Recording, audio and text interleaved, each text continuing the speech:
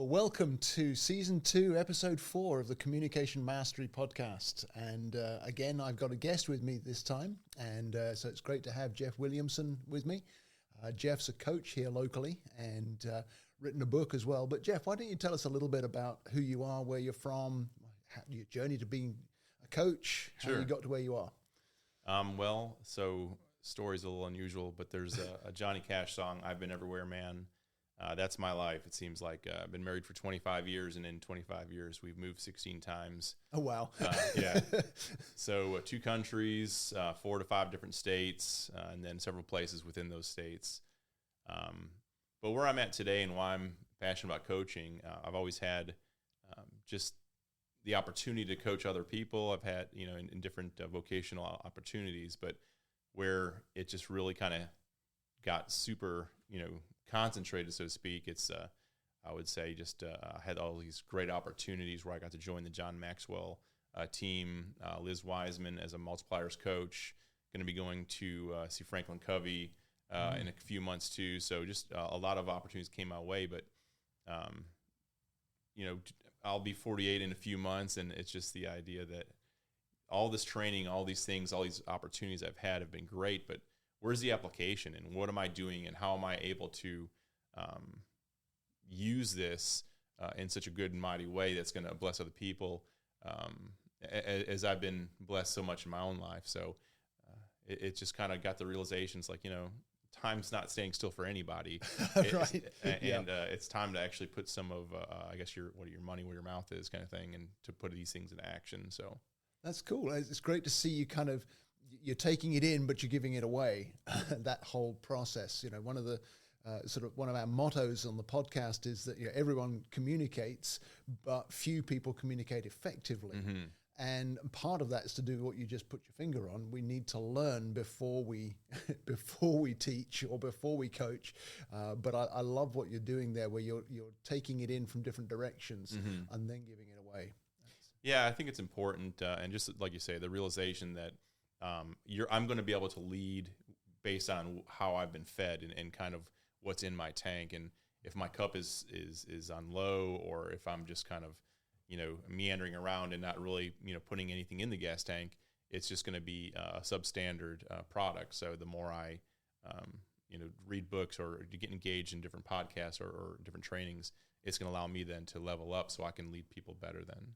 That's great. And those of you who are familiar with the podcast, you'll know we talk a lot about when your tank gets empty, particularly in the area of communication. And so it's so important that we refuel. That's right. And that's why, I've followed you for a while, and I love the way you're always reading books, you're always learning, that kind of thing. And in fact, you've written your own book, Still Marinating.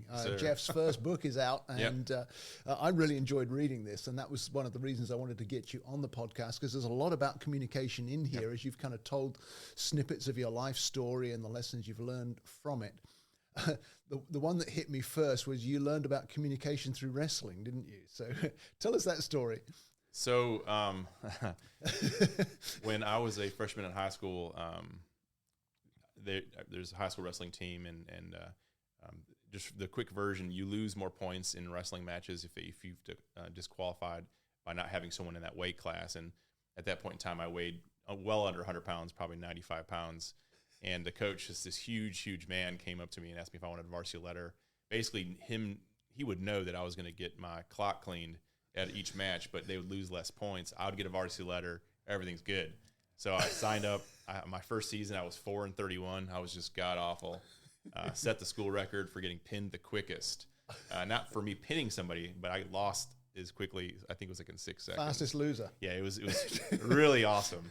I got that varsity letter though, but it was just the idea that I had really no good quality idea of what I needed to do. They shouted all sorts of ideas at these practices. Hey, make sure you're doing these things and all these different, here's this carry, here's this hold. Here, I didn't pay any attention to any of that kind of stuff at the time. And I watched WWF wrestling, now WWE, I guess, and I just took all my inspiration from Hulk Hogan, and I thought I was just going to tear it up as quickly as I could. And of course, you heard the story. I got just my butt whooped multiple times. The coach is on the side, yelling commands, try this. And it was until those last 4 matches were towards the end of the season when I started to actually pay attention, listen to their communication, and say, he actually might know what he's talking about. I don't like having my arm and leg wrapped around like a pretzel. Maybe I should pay attention. And I got a below average at the end of the season from pretty poor. So I went from got a little bit better. Finally start paying attention, though. Right. So at the end of the season, it turned around because you started listening. Yeah, I love that. Well, hey, this is a communication podcast, so maybe we could learn something from that. Yeah. So tell us, have you been able to apply some of those kind of lessons in other settings since then? I mean, some of us, we don't necessarily apply the lessons we learned in high school, but it sounds like you learned some pretty strong ones there. Well, I'm not for New Year's resolutions, but I'll say that my theme for this year is active listening. Right. God's blessed me with 2 ears and 1 mouth, and I learned that I can learn a whole lot better when I'm not talking and when I'm listening to other people and hearing what they have to say. And I'm part of this group in our neighborhood, and it's just a bunch of guys that get together, and I like cigars. So the 4 or 5 of us will get around and just have cigars and just enjoy our time over coffee. And I live in a neighborhood where I'm probably 20 years younger than a great majority. Mm-hmm. So I like to hang out, and I just like to listen. There's people that are retired NFL coaches. There are people that are Fortune 500 business CEO retirees, just all sorts of amazing, people that have been philanthropically serving their entire life. So this is just this insane opportunity for me to listen and learn from these people. So it just to apply it from that, if I'm saying, hey, all these great things that I'm doing, all they're hearing is about Jeff. So that kind of selfishly the purpose of getting together, I enjoy the cigar, but it's still to say, hey, I want to hear what you've done in these situations. And it's just been great to draw on that. That's awesome. So that's kind of like high school on steroids, because you started to learn to listen after you didn't like the pain. Absolutely. But now here you are listening before the pain, and that's a great lesson. There's another chapter in here, kind of all around the whole area of self-awareness, mm-hmm. and that's another thing that we talk about a lot here on the podcast. So tell us a couple of those kinds of stories about self-awareness, what you've learned about yourself, maybe even through listening to the guys over the cigars. It's also too, Liz Wiseman talks about it in Multipliers as an accidental diminisher. And a lot of times you go into situations thinking, hey, I've got the best of intentions and all these different things that I think are going to serve us well in these situations. And, as they say, the 20,000 foot view, you kind of take a look and see how the entire situation is going and the entire picture is going. And you realize, wow, I'm really striking out here. It's like sometimes it's funny. You try to, even speak louder or try to, to become more engaged into your conversation, but you're realizing you're only making things worse. And I'm like, good gracious. Digging a deeper hole. Why is this not happening? So there's been countless times, and it's thankfully I'm starting to listen here. I guess old dog can learn new tricks, right? But through self-awareness, it's just allowed me to, and it's just like the cigar meetings. It's if they come over and they just listen to me yap on about my day and my, this and my that, and they listen. I mean, they're great guys. It's kind of the purpose though, is just to enjoy one of those companies. So it took a while. I said I'm a recovering chatterbox, as an extrovert. It's the excuse that we like to talk all the time and don't really listen well. So that's why I chose active listening as my theme for this year and my item. And so far, pretty good, actually. There's been a lot of opportunities I've gained even just based on that. Right. Now, it strikes me that you had to learn to listen to coaches in high school, mm-hmm. and now you're talking about active listening, but you are a coach. That's right. So just talk to us about that kind of contrast. Where does the listening fit in with your coaching, and how do you use that? So as a coach, the idea is seek betterment in other people and have them become the best version of themselves. So specifically in leadership coaching, I'll have people that I'll sit and talk with and just kind of hear about what's going on, and they'll have situations as about organization or this or that. But it's if I'm always talking, giving this grandiose advice and saying, hey, have you thought about this? What are you reading here? How do you check this and this? They're not going to feel connected with. Mm-hmm. It's not going to be a qualitative relationship at all. they're going to say, well, time's up. What did I really even gain in this experience? What am I paying you for? Yeah. Do I even want to come back? Yeah. But it's different with every person we speak with. But if Dale Carnegie said in How to Win Friends and Influence People, the only thing that some people might even have in themselves is just their name, and it's just the value of their name. So they want to feel listened to and feel heard. And a lot of times we'll have conversations with people, and we'll forget that name right after they tell it to you. But it's just having that engagement and letting people know that they matter. So whatever the situation is, or whatever their trial is, whatever their obstacle is, you're going to be a lot better to find options to move ahead if you hear some of the idiosyncrasies that they're sharing. Right. So again, less me talking, and it's like allowing me to serve better.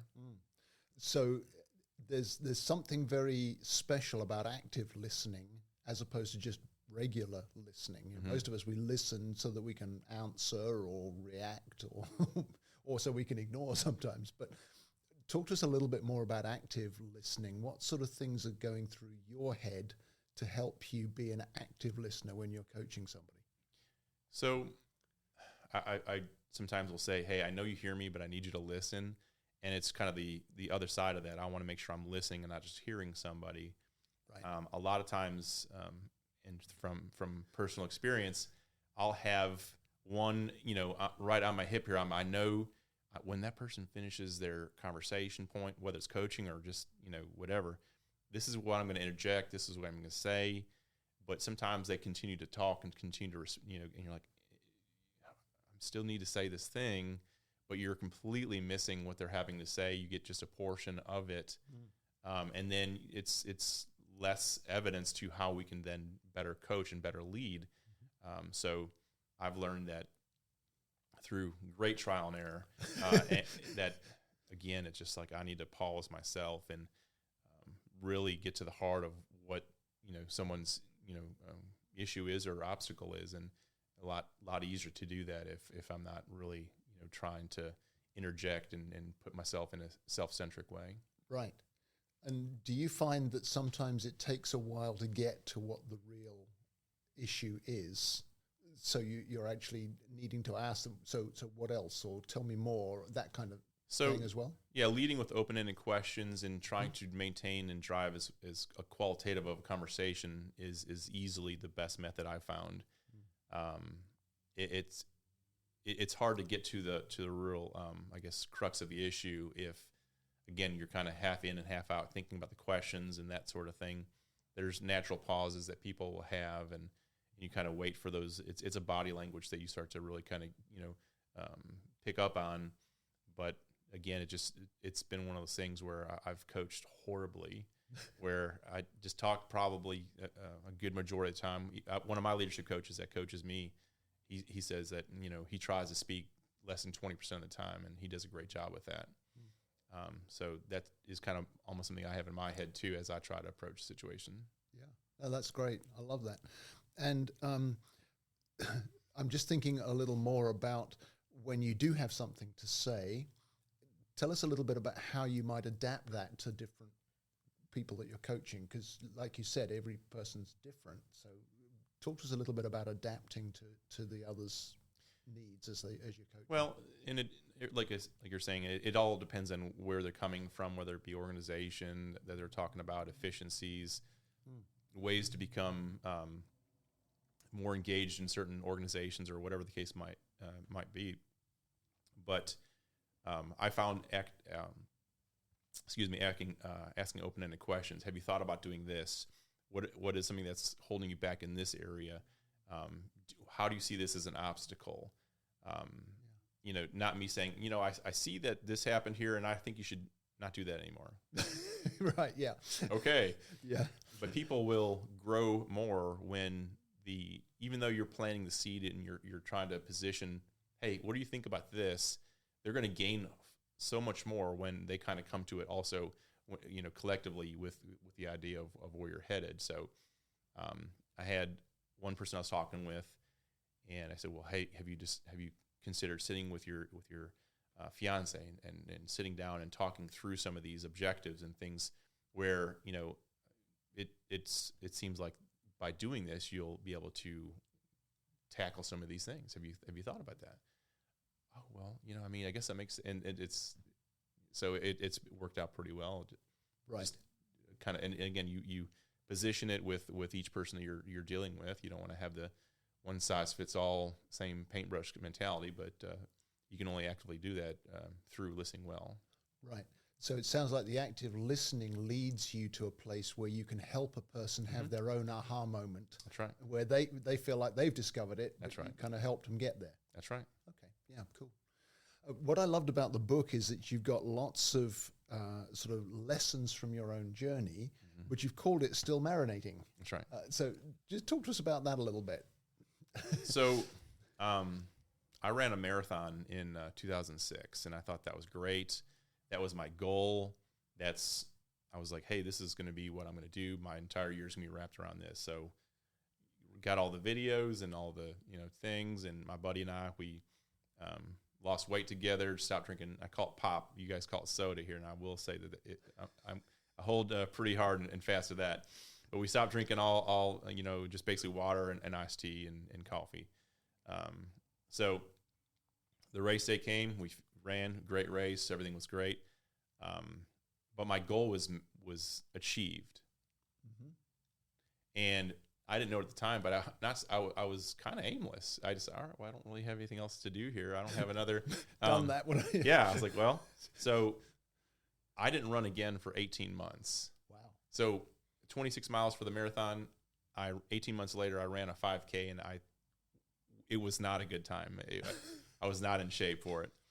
But it was that aha moment then to say, I didn't really have, I lived life and I did well, and we had kids, and, just the normal things, but I didn't have anything positioned in my life that was going to be specific to what I can do next and kind of so goal setting is great. I think it's fantastic. I think you have short-term goals, like medium-term goals. I don't think there's any such thing as a long-term goal. I call that a legacy. Oh. So as you're achieving goals, as you're knocking off things off a checklist and saying, hey, yeah, I ran this 5K, or hey, I worked with this philanthropic organization or whatever, that's great. Have something still, what's up next? Because, we want to make sure that we're leading our lives in a certain way. We want to, hear at the end of the day, well done, my good and faithful servant. We want to hear these great things here, and we want to have our legacy, matching those items. It's kind of like the lighthouse. We want to make sure that we're still, even if we get veered off course, that we're still going back to where that lighthouse is. So after I recognized that, not say I wasted a year and a half of my life, but it was a great lesson in the sense that at that point in time, it's like, okay, well, now I need to start thinking about multiple things in different ways, whether it be parenting or as a spouse, or, vocationally or at church or whatever, goals that I can then do. And as those then get achieved, let's kind of have something else to move ahead. I love that.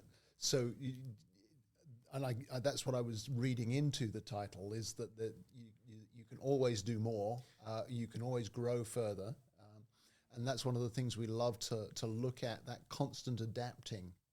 When we're talking about communication, just looking at how to adapt moving forward to grow better, to be more equipped to make connections with other people, and I love the way that you've brought that through in the book. Thank you. Not just lessons of, so you need to not do what I did, or you need to do what I did, but there's that whole sense of progression. Yeah. Stephen Covey wrote in Speed of Trust that if you're not growing to get better, you're becoming illiterate and irrelevant in that situation. And today I was leading a group, and of course I'm not going to be one that's going to be on a unicycle juggling, balancing dishes and balls. So I don't mind being irrelevant in that area. But I challenged them and said, you would think with my charisma and smile that my wife would have been won over after one date. But no, you have to get better. You have to continue on. And after 31 years, and I married up, I promise you that. But I still need to work hard and work because that matters. I want to get better in my relationship as a father. I want to get better with my friends and with my people I speak with. I want to always get better. You put your time and passion into things that you expect to see positive returns. So that's exactly why I did. So yeah, it's something that you're there's never gonna be a finish line. Right. So still marinating. I enjoy barbecuing and cooking, and I maybe we've all had a situation where you just threw an unmarinated piece of chicken or steak on the grill, and then you had one that you took a lot of time and attention, and put the right rubs on it, and it was very intentional. And which one tasted better? Obviously, the one that you spent a lot more time with. Right. Yeah. Which then, of course, carries over into your coaching. Don't stop. Absolutely. Keep being intentional. Keep taking another step forward. Yeah. No, I love that. That's cool. Now, in contrast to several of my guests, you've not been a client of mine, so I asked you if you wouldn't mind taking the life language profile before we got together like this. So I'd love to hear what you found as you did that, and what you thought of the results you got, because you're kind of fresh to this. Yeah, so I've taken several different kinds of tests, so I was really intrigued to see what would come from it. Like anything, when I see a question, and we were joking before that, some of the questions, I'm like, well, neither one was really good, in my opinion. But it's funny, the outcome came overthinker, and that's what I tend to be also. I think I can almost get caught up in my thinking before I act on things. Mm-hmm. My wife loves that about me, so tongue in cheek. But yeah, I mean, it was kind of a neat way of going about things. I like the approach with a lot of it, but it certainly did cement a few more ideas about who I am, and probably how others see me. Cool. And it's interesting you pointed out that your wife recognizes the overthinking. Oh, yes. Often we find that opposites have attracted, and Mm-hmm. probably she's wired very differently than you. Yes, absolutely. Yeah. But I love that you highlighted, and I hear this a lot from folks who take their profile. There are some questions in that profile where you really want to choose neither Mm-hmm. of the options, but somehow you're forced to, and that kind of draws out truth about yourself. Yeah. Or sometimes you get ones where you want to choose both, but you can't. Mm-hmm. You've got to pick one. And I love the way they've done that. That it brings you to clarity about yourself by doing that. And so when you get the report back of that, how did that strike you? Did you feel like that gave you affirmation maybe, or insight into things that might be valuable in the future, or maybe things that you would want to pay attention to and make a change in? I'd say more affirmation than anything. It just, again, solidified ideas and things that I see in myself. And as I continue to grow, and as I continue to, because I have not arrived, there's still, I try to read between You're still marinating. Yes. I try to read between 3 and 4 books at a time. So I want to, try to, draw from everybody that what they have to say and different things of that nature. But I guess it does still kind of takes you back to, that on the 6th day, God says he's very well pleased with us, opposed to just being pleased with other, just the sun and the animals and whatever else. So it's a reflection point for me that it's like, what, he is well pleased with me, and well pleased with the things that we're doing.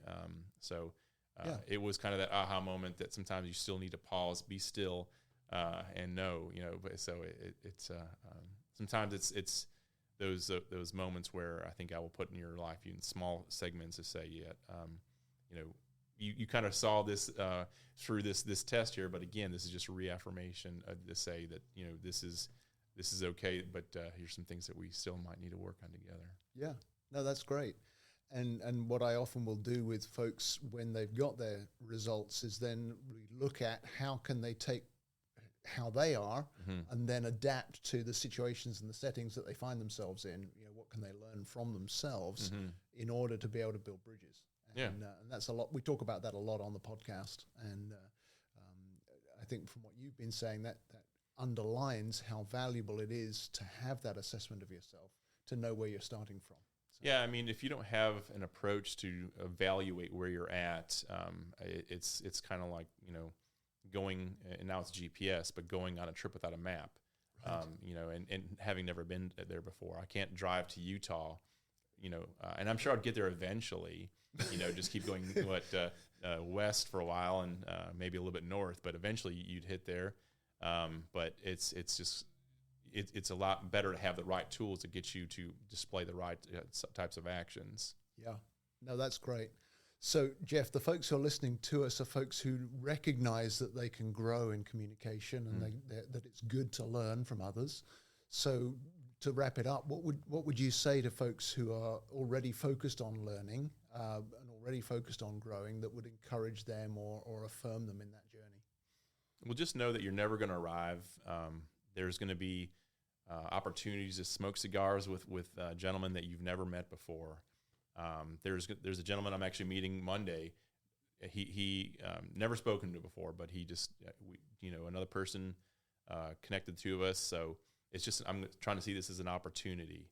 That I think that there's a lot of things that as long as we're intentional and we're aware of ways that we through self-awareness can say, well, hey, this is an opportunity where I can level up in this spot here. Take advantage of those things.